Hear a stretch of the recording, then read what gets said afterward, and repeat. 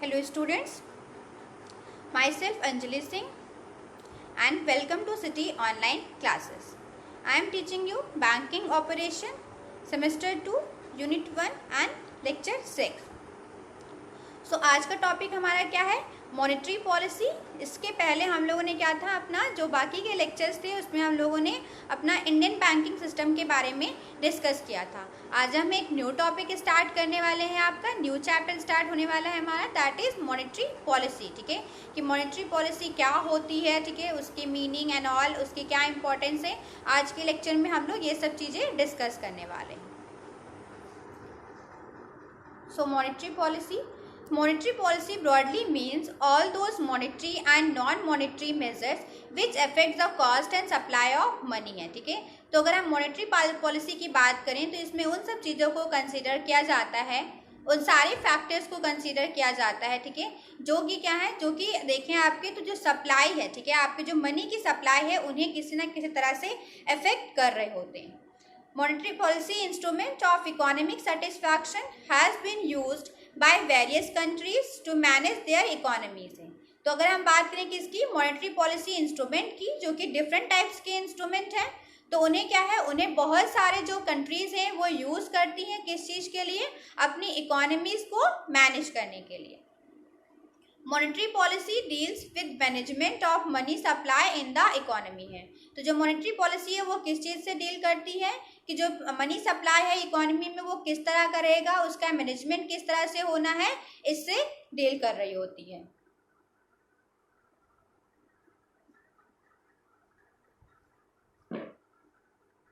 By controlling the supply and availability of money, the monetary authority on behalf of the government can influence the overall level of economic activity to fulfill certain economic objectives. तो अगर हम बात करें क्या है कि जो supply है, ठीक है, जो मनी की सप्लाई है एंड अवेलेबिलिटी है मनी की, ठीक है, उसको कंट्रोल करके क्या कर सकती है, जो उसको कंट्रोल करके जो गवर्नमेंट है एंड जो मॉनेटरी अथॉरिटी है वो क्या करती हैं, वो इन्फ्लुएंस करती हैं जो ओवरऑल लेवल है किसका, इकोनॉमिक एक्टिविटी का। Now what is monetary policy is popularly known as measures of the central bank to the credit control. अब अभी की अगर हम बात करें तो सेंट्रल बैंक जो है वो क्या करती है, मॉनेटरी पॉलिसी का यूज़ करती है किस चीज़ के लिए, क्रेडिट कंट्रोल के लिए। ठीक है, आपने अभी आपके जो लास्ट सेमेस्टर था उसमें आप लोगों ने क्रेडिट कंट्रोल के बारे में प्रॉपर डिटेल में स्टडी की होगी। तो अगर हम क्रेडिट कंट्रोल की बात करें तो क्या है, जो मॉनेटरी पॉलिसी है वो क्या करती है, क्रेडिट कंट्रोल के लिए यूज़ की जाती है। So to regulate business activity, the government has shifted its physical control over output. तो अगर हम बात करें बिजनेस एक्टिविटी की, तो बिजनेस एक्टिविटी को गवर्न करने के लिए जो गवर्नमेंट है वो क्या कर रही है, जो अपना फिजिकल कंट्रोल है वो किसके ऊपर शिफ्ट कर रही है, आउटपुट के ऊपर। Capacity utilisation and licensing to non physical control है, दैट इज मॉनेटरी पॉलिसी। तो monetary policy means increasing and decreasing the supply of money in the economy.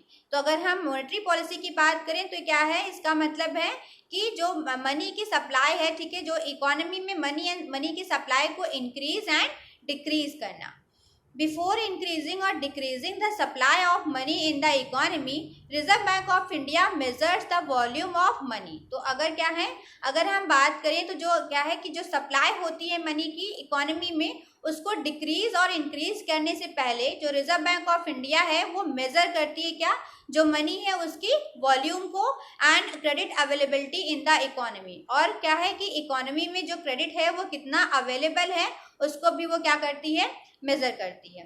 तो for measuring reserve bank of India uses following indices है। तो अगर क्या करें, हम बात करें ये मेजर करने के लिए जो अवेलेबिलिटी है, क्रेडिट अवेलेबल कितना है इकोनॉमी में, उसको मेजर करने के लिए आरबीआई बहुत सारी चीजों को क्या करती है, यूज करती है।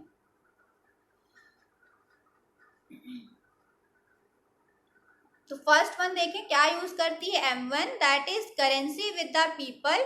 M1 की अगर हम बात करें तो क्या है, currency with the people. It includes coins and the currency notes plus demand deposit of the people है। तो M1 की बात करें तो इसका मतलब क्या है कि करेंसी विद द पीपल, मतलब जो लोग हैं, जो क्या कहते हैं कंट्री के लोग हैं, उनके पास कितनी करेंसी है, ठीक है, उनके पास कितनी करेंसी उन्होंने होल्ड करके रखी हुई है और इसमें क्या क्या चीज़ों को इंक्लूड करते हैं, जो कॉइन्स होते हैं एंड कॉइन्स के साथ में जो करेंसी नोट्स हैं एंड जो डिमांड डिपॉजिट्स हैं, मतलब पीपल्स ने जो बैंक्स में अपने डिपॉजिट्स कर रखे हैं उसको इसमें क्या करते हैं, कंसीडर करते हैं।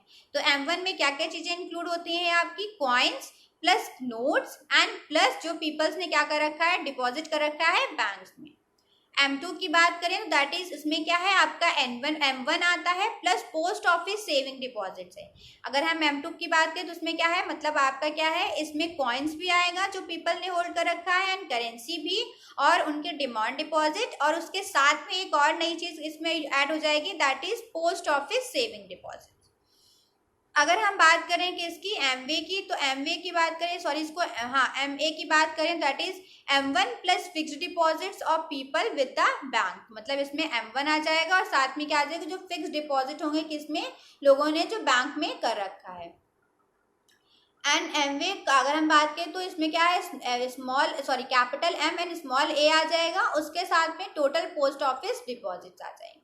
तो M1 is called narrow money. अगर हम M1 की बात करते हैं तो इसको क्या बोलते हैं, नैरो मनी बोला जाता है, which means spending is not only restricted to the amount of money in existence but it is also affiliated to the amount of money people think they can hold of है। तो इसकी हम बात करें तो इसमें सिर्फ और सिर्फ क्या है, इसमें जो है ऐसा नहीं, इसमें सिर्फ और सिर्फ एक्सपेंडिचर को ही नहीं क्या कहते हैं कंसिडर किया जा रहा है, उसके साथ साथ ये भी देखा जा रहा है कि जो लोग जो मनी होल्ड करके रख रहे हैं उसको भी कंसिडर किया जा रहा है।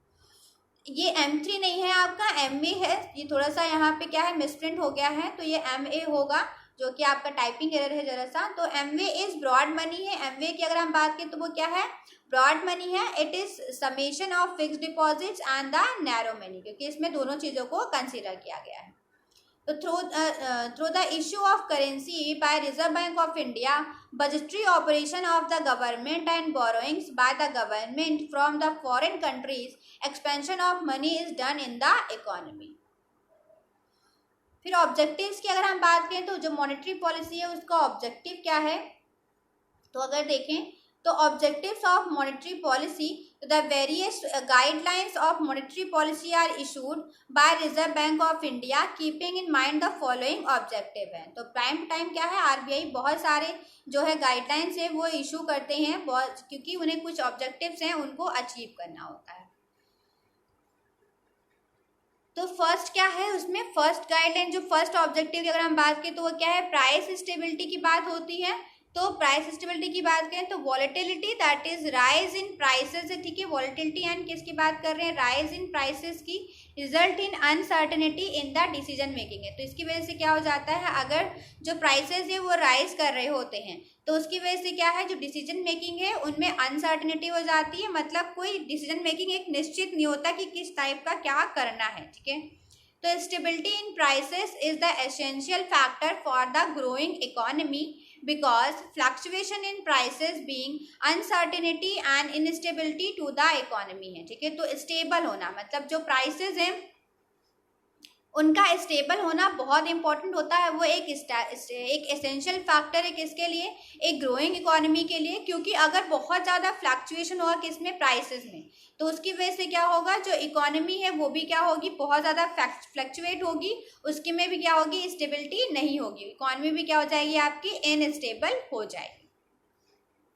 सो इंक्रीज और decrease in prices both are going to affect the economy adversely, ठीक है। तो चाहे आपके प्राइसेस इंक्रीज हो चाहे आपके प्राइसेस बहुत ज़्यादा डिक्रीज हो रहे होंगे, तो दोनों चीज़ें क्या है, इकोनॉमी को एडवर्सली इफेक्ट कर रही होंगी। Moreover, one party involved in any transaction will face the loss and other will have undue advantage over the other। क्यों, क्योंकि अगर क्या है, दो पार्टी होती हैं किसी भी ट्रांजेक्शन में, तो क्या है, एक पार्टी बहुत ज़्यादा लॉस बेयर कर रही होगी और एक पार्टी को बहुत ज़्यादा एडवांटेज हो रहा होगा, तो दोनों ही चीज़ें क्या हैं, सही नहीं होती हैं। तो the worst feature of price stability is that it is cumulative in nature है, when started it never stops and gets on becoming violent and violent as time passes, distributing the entire economic, social and political setup of the country। तो whereas with the price stability the value of money remains stable है, ठीक है। तो अगर price stability होती है तो जो वैल्यू है मनी की वो क्या हो जाएगी, वो स्टेबल रहेगी। रिमूव साइक्लिकल फ्लक्चुएशन, इससे क्या है जो साइक्लिकल फ्लक्चुएशन है वो रिमूव हो जाएगा। And reduce inequalities of income and wealth है, ठीक है। और क्या है जो इनइक्वालिटी है किसके बीच में, इनकम एंड वेल्थ के बीच में, वो क्या हो जाएगी, वो रिड्यूस हो जाएगी। और जो सोशल जस्टिस है वो प्रमोट हो जाएगा। उसके साथ साथ में इकोनॉमिक वेलफेयर भी प्रमोट होगा, जिससे क्या होगी कि आपकी जो इकोनॉमी है वो और ज़्यादा स्टेबल होगी। In favour of price stability अगर हम बात करें तो economy free from cycle fluctuation. अगर प्राइस स्टेबिलिटी की बात करें तो उससे क्या होगा कि जो इकोनॉमी है वहाँ पे जो प्राइस फ्लक्चुएशन है वो नहीं होगा, वो उससे फ्री हो जाएगी। And remove economic uncertainty for promoting business activity है। तो जो इकोनॉमिक अनसर्टेनिटी है वो ऑटोमेटिक क्या कर जाएगी, रिमूव कर जाएगी, ठीक है। And value of money maintains its originality है। एंड इक्विटेबल डिस्ट्रीब्यूशन है, ठीक है। डिस्ट्रीब्यूशन जो क्या होगा वो आपका क्या होगा, इक्विटेबल होगा। एंड अगर क्रिटिसिज्म की बात करें, ठीक है, तो the concept does not indicate whether the wholesale price और रिटेल प्राइस और कंज्यूमर प्राइस आज टू बी स्टेबलाइज्ड है। तो क्रिटिसिज्म में ये है कि जो कंसेप्ट है वो ये नहीं बता रहा है कि वो किस प्राइस को स्टेबल कर रहे हैं, ठीक है। होलसेल प्राइस को स्टेबल कर रहे हैं या रिटेल प्राइस को स्टेबल कर रहे हैं या कंज्यूमर प्राइस को स्टेबल कर रहे हैं, किसकी बात कर रहे हैं भाई, किसके प्राइसेस को स्टेबल करने की बात कर रहे हैं, ये तो उन्होंने बताया ही नहीं, ये तो डिफाइन नहीं किया। तो ये क्या था, इसका क्रिटिसाइज किया गया इसके बेस पे। सेकेंड वन देखें तो price charge is not the only factor for the stable economy. इन्होंने बोला कि सिर्फ और सिर्फ जो है प्राइस जो चार्जेस हो रहे हैं सिर्फ वही थोड़ी ना फैक्टर है इकोनॉमी के स्टेबलाइजेशन के लिए। देन है third, price variation is considered as good indicator capitalist setup है। मैंने बोला अगर हम कैपिटलिस्ट इकोनॉमी की बात करें तो जो प्राइस वेरिएशन होता है उसको एक अच्छा इंडिकेटर कंसीडर किया जाता है।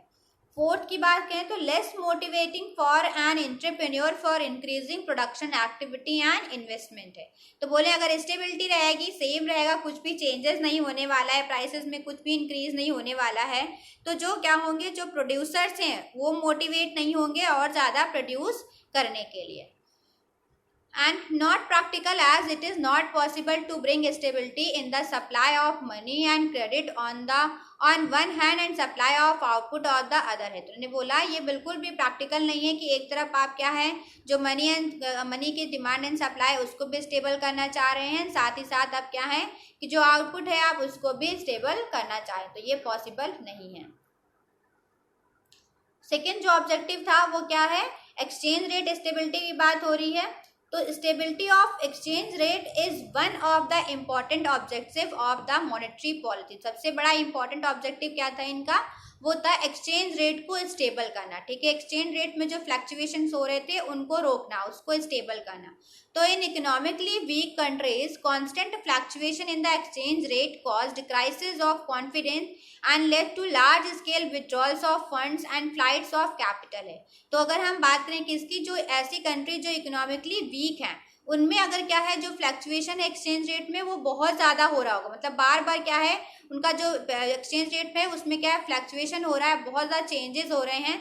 तो वो ये क्या है, ये जो है वो इसकी वजह से क्या है जो कंट्री को बहुत सारे लॉसेस सफ़र करने पड़ सकते हैं, उन्हें बहुत सारे जो फंड्स हैं वो विड्रॉ करने पड़ेंगे और उनका बहुत सारा कैपिटल क्या कर जाएगा, फ्लाइट कर जाएगा, मतलब बाहर चला जाएगा। तो this reduces the reserve of foreign exchange of the country, और इसकी वजह से क्या होगा जो रिजर्व है फॉरेन एक्सचेंज का वो जो है वो कम हो जाएगा कंट्री में। तो hence exchange rate stability is essential for maintaining stability in international economic relation.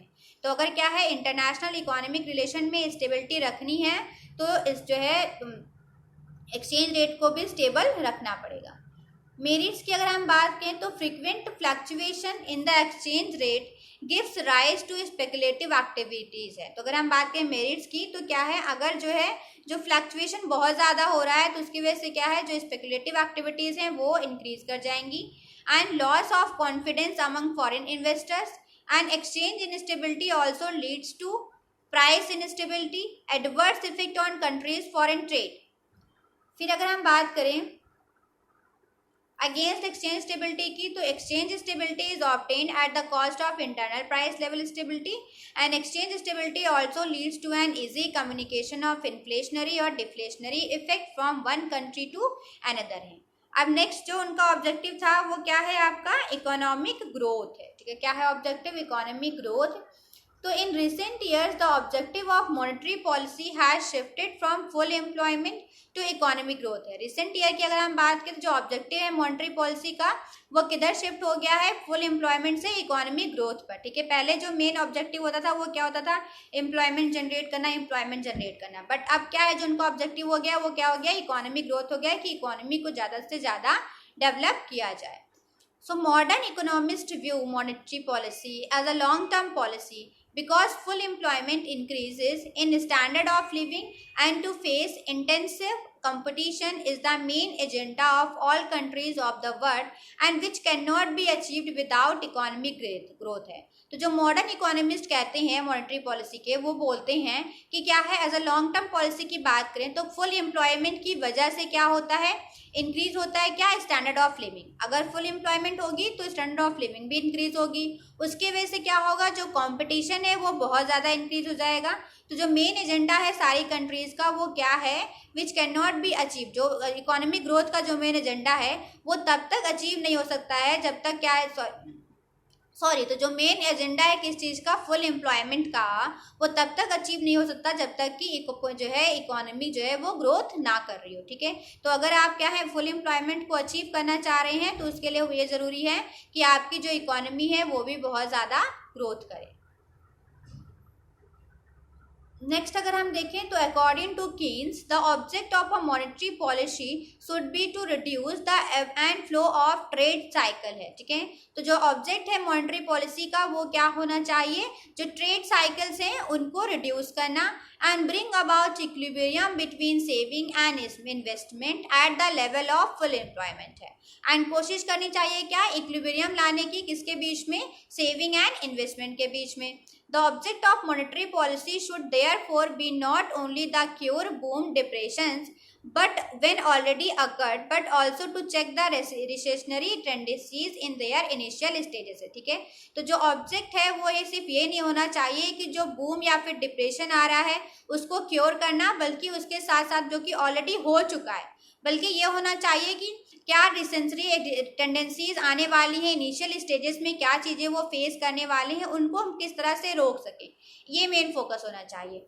For achieving the full employment of available resources the monetary policy should aim at increasing the level of consumption and investment spending in the economy है, ठीक है। तो अगर क्या है full employment को achieve करना चाह रहे हैं तो ये इंपॉर्टेंट है कि जो अवेलेबल रिसोर्सेज हैं मॉनेटरी पॉलिसी के उनको और ज़्यादा इंक्रीज करें और जो कंजम्पशन एंड इन्वेस्टमेंट स्पेंडिंग है इकोनॉमी में उसको और ज़्यादा इंक्रीज करके जो है ऑटोमेटिक क्या कर सकते हैं, ये फुल एम्प्लॉयमेंट को अचीव कर सकते हैं। तो according to the American economic association committee, full employment is a situation where all qualified person who want jobs at current wage rate find full time jobs. It does not mean unemployment is zero है, ठीक है। तो कह रहे हैं कि अगर हम अमेरिकन कमिटी की बात उनके अकॉर्डिंग बात करें तो फुल एम्प्लॉयमेंट का मतलब होता है एक ऐसी सिचुएशन जहाँ पे सारे क्वालिफाइड पर्सन जो कि जॉब करना चाहते हैं वो करंट वेज रेट पे क्या है, सबको जॉब मिल गई है, वो जॉब कर रहे हैं, ठीक है। तो ये ऐसे सिचुएशन होती है, बट इसका मतलब ये नहीं है कि अनएम्प्लॉयमेंट क्या है वो जीरो है, ठीक है। सो स्टूडेंट्स आज के लेक्चर में हमारा ये जो है हमारा इतना ही था और हम लोगों ने काफ़ी सारी चीज़ें आज डिस्कस की। हम लोगों ने मॉनेटरी पॉलिसी के बारे में डिस्कस किया, उसकी मीनिंग एंड क्या है, उसके जो मेन ऑब्जेक्टिव हैं उसके बारे में डिस्कस किया। एंड आई होप आप लोगों को सारी चीज़ें समझ आई होंगी, सारे पॉइंट्स क्लियर होंगे। अगर किसी भी तरह का किसी भी पॉइंट्स में कोई भी डाउट हो तो आप लोग क्या है पर्सनली मुझे मैसेज करके व्हाट्सएप करके पूछ सकते हैं। आपके जो भी डाउट्स होंगे वो नेक्स्ट लेक्चर में क्या कर दिए जाएंगे, क्लियर कर दिए जाएंगे, ठीक है।